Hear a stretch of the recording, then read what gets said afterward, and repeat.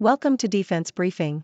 The content of the briefing includes the Bengali blood on Henry Kissinger's hands. Winston's 37 lead Coppin State over UMBC 89-70. Putin's war party. Israel-Hamas war resumes. Israel announces strikes on Gaza after truce expires, clear sign that war has resumed in full force. The Bengali blood on Henry Kissinger's hands. Washington Post. Henry Kissinger's legacy is up for debate after his death at 100 years old. While many eulogized him as a great statesman and diplomat, others have criticized his role in the carpet bombing of Cambodia and his support for right-wing Latin American juntas, white supremacist minority governments in Africa, and the Indonesian dictatorship's invasion of East Timor. Kissinger's actions in South Asia during the creation of Bangladesh in 1971 is particularly controversial. Pakistan's army generals disdained Bengalis from the east, and after Bengali nationalists won the 1970 elections, the Pakistani military launched a crackdown that resulted in a mass slaughter of Bengalis. Kissinger and former President Richard Nixon supported Pakistan's generals over the Bengalis, with Kissinger ignoring messages from U.S. diplomats warning of genocide. Kissinger also covertly gave arms to Pakistan in violation of a congressional arms embargo. Kissinger never apologized for his actions or acknowledged the human consequences of his deeds. Despite eulogies from Western leaders, Kissinger has a dark legacy in South Asia. Winston's 37 lead Coppin State over UMBC 89-70. Associated Press. Coppin State defeated UMBC 89-70 in a college basketball game on Thursday. Justin Winston led the Eagles with 37 points, 13 rebounds, and 4 steals. Arion Jones and Cameron Sparrow each contributed 9 points. The win ended a 7-game losing streak for Coppin State. Dion Brown led UMBC with 18 points, while Marcus Banks, Bryce Johnson, and Ronnie Williams each scored 11 points. Coppin State will play against Navy on Sunday, while UMBC will host Lehigh on Saturday. Putin's war party. Foreign affairs. Russian President Vladimir Putin's upcoming election campaign will focus on maintaining the status quo and garnering support for his ongoing war in Ukraine, according to an analysis in Foreign Affairs. The author argues that Putin needs the election to provide legitimacy for his eternal rule and his unending war. The campaign will likely emphasize the narrative that Russia is under attack from the West and that Putin is leading a national liberation struggle to protect the country.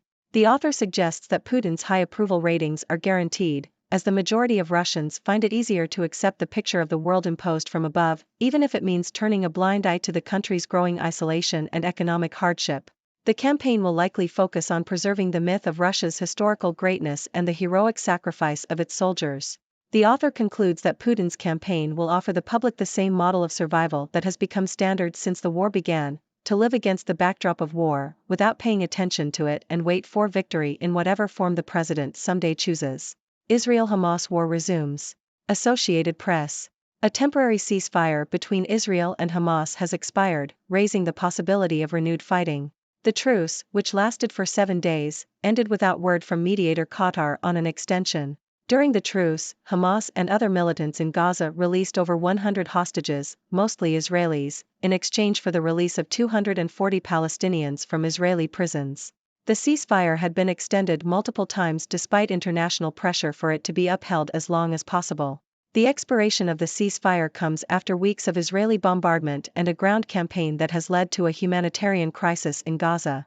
Israel announces strikes on Gaza after truce expires, clear sign that war has resumed in full force. Associated Press. The Israeli military has announced that it has resumed airstrikes on Hamas targets in the Gaza Strip, just 30 minutes after a week-long ceasefire expired. Israel accused Hamas of violating the terms of the ceasefire, including firing rockets towards Israel from Gaza. The halt in fighting initially lasted for 4 days and was extended with the help of Qatar and Egypt. During the truce, Hamas and other militants released over 100 hostages, mostly Israelis, in exchange for the release of 240 Palestinians from Israeli prisons. Zelensky interview. Associated Press. Ukrainian President Volodymyr Zelensky has said that the war with Russia has entered a new phase, with winter expected to complicate fighting after a failed summer counteroffensive. Despite setbacks, Zelensky stated that Ukraine will not give up. He expressed concerns that the conflict in the Middle East could overshadow the Ukraine-Russia conflict, as limited resources and competing political agendas may put the flow of Western military aid to Ukraine at risk. Zelensky also highlighted the need for increased domestic arms production and called on Western allies, including the US, to provide loans and contracts to help Ukraine achieve military self-sufficiency. He warned that without attention and assistance from the international community, there may be weakness in the US Congress. Zelensky also acknowledged the challenges of being the leader of a country at war but stated that he cannot imagine leaving his post. Let's go home, Thai hostage couple has emotional reunion with family. Reuters. Nadhawari Mulkan, one of the Thai hostages held by Hamas in Gaza, has been reunited with her family in Thailand after being released in the first truce of the war. A total of 23 Thai hostages have been freed, with 9 still in captivity. Around 30,000 Thai laborers worked in Israel's agriculture sector before the war, making them one of the largest migrant worker groups in the country. So far, 9,000 Thais have been repatriated. Musk's Cybertruck could drive Tesla into a ditch. Bloomberg. Elon Musk has had an unusual 24 hours, culminating in the unveiling of Tesla's Cybertruck. The truck's price tags and release dates have been met with skepticism, as the cheapest version will not be available until 2025 and will have a limited range. Liam Denning suggests that the Cybertruck will appeal to wealthy individuals who enjoy Musk's brand of hubris, but it is unlikely to generate significant revenue or profits in the near term. The truck lacks a useful precedent, making it difficult to predict its success. However, fleet buyers and those who genuinely need to tow may be interested in the vehicle. Henry Kissinger's recent death has prompted a wave of vitriolic memes involving the Grim Reaper. Neil Ferguson, who has written a biography of Kissinger, suggests that the late statesman had a quick wit and a style of comic delivery similar to Bob Hope. While Kissinger was a man of many complexities, his enemies found his humor intolerable. The memes may be a fitting tribute to his legacy. The COP28 Climate Summit is currently taking place in Dubai. While the event is meant to address the urgent issue of climate change, Laura Williams predicts that the outcome will not be enough to save the planet. She suggests that concessions will be made at the behest of powerful polluters, and the event will ultimately be a political statement rather than a meaningful solution. Mark Donloff criticizes the high carbon footprint of the attendees, many of whom are flying on private jets. He argues that jet pooling is a viable alternative and calls for greater consideration of sustainable transportation options. Let's wait. Investigation reveals Israel knew of Hamas attack planned more than a year ago. The Sydney Morning Herald. Israeli officials obtained Hamas battle plan for the October 7 terrorist attack more than a year before it happened, documents, emails and interviews show. But Israeli military and intelligence officials dismissed the plan as aspirational, considering it too difficult for Hamas to carry out. The approximately 40-page document, which Israeli authorities codenamed Jericho Wall, outlined, point by point, exactly the kind of devastating invasion that led to the deaths of about 1,200 people.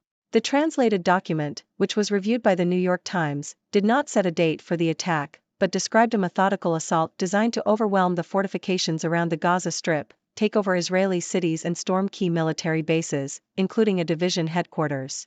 U.S. partners target North Korea with sanctions following satellite launch. The Globe and Mail. The United States has imposed fresh sanctions on North Korea after it successfully launched a spy satellite last week. The U.S. Treasury Department designated foreign-based agents that it accused of facilitating sanctions evasion to gather revenue and technology for North Korea's weapons of mass destruction program. The U.S. also applied sanctions to cyber espionage group Kimsiki, accusing it of gathering intelligence to support North Korea's strategic and nuclear ambitions. The action was taken in coordination with Australia, Japan and South Korea. Ladies and gentlemen, I am Dr. Six, your trusted observer from the sixth dimension. Today, we have covered a range of news stories that shed light on various global issues. First, we discussed the controversial legacy of Henry Kissinger, the former U.S. Secretary of State.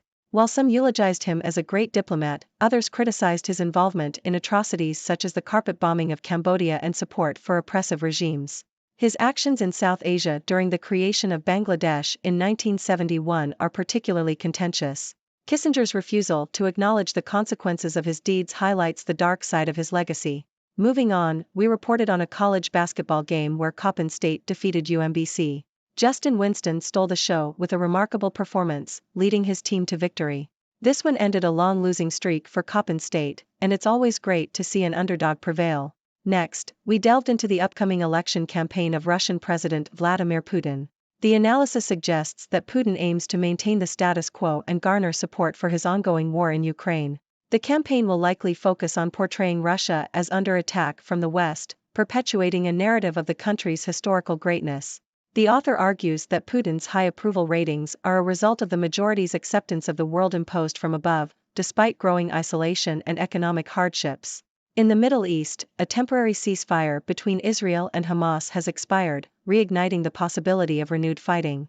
The expiration of the truce comes after weeks of Israeli bombardment and a ground campaign that has led to a humanitarian crisis in Gaza. Israel has already announced strikes on Hamas targets, accusing them of violating the terms of the ceasefire. The situation remains tense, and the conflict shows no signs of resolution in the near future. Shifting our focus to Ukraine, President Volodymyr Zelensky highlighted the challenges his country faces in its conflict with Russia. Winter is expected to complicate the fighting, and Zelensky expressed concerns about limited resources and competing political agendas overshadowing the Ukraine-Russia conflict. He called for increased domestic arms production and assistance from Western allies to achieve military self-sufficiency. Zelensky's determination to stay in his post despite the challenges is commendable. On a more positive note, we shared the heartwarming story of Nathawari Mulkan, a Thai hostage held by Hamas in Gaza. She has been reunited with her family after being released in the first truce of the war. The repatriation of Thai hostages continues, bringing hope to the families still waiting for their loved ones to come home. Lastly, we discussed Elon Musk's unusual 24 hours, which culminated in the unveiling of Tesla's Cybertruck. The truck's unique design and delayed release have raised doubts about its potential success. While it may appeal to Musk's loyal fanbase, its limited range and high price tags may hinder its popularity. Only time will tell if the Cybertruck will drive Tesla into a ditch or become a profitable venture. In conclusion, today's news highlights the complexities of global politics, conflicts, and even the world of basketball and technology. As always, I encourage you, my esteemed audience, to share your thoughts and questions. What are your opinions on Henry Kissinger's legacy, the Israel-Hamas conflict, or Elon Musk's Cybertruck? I look forward to hearing your perspectives from the sixth dimension. Thank you for tuning in. The content above showcases the latest briefing reports and analytical synopses, thoughtfully curated by the 6Do team. These insights stem from a wide array of reputable media outlets, think tanks, government sources, and specialized experts worldwide. We encourage you to explore these sources for a comprehensive perspective. Keep in mind that while the content may not always align with the official standpoint of 6Do Brief, it's not meant to be taken as absolute directives for decision-making. Comprising seasoned media professionals, learned scholars, and accomplished scientists, the 6Do team embodies a trailblazing, fully independent media entity. To customize 6Do Brief to meet your professional needs, you have the option to subscribe to a diverse array of briefings on our website, 6dobrief.com. Regardless of your location, you can conveniently receive 6Do Brief via email.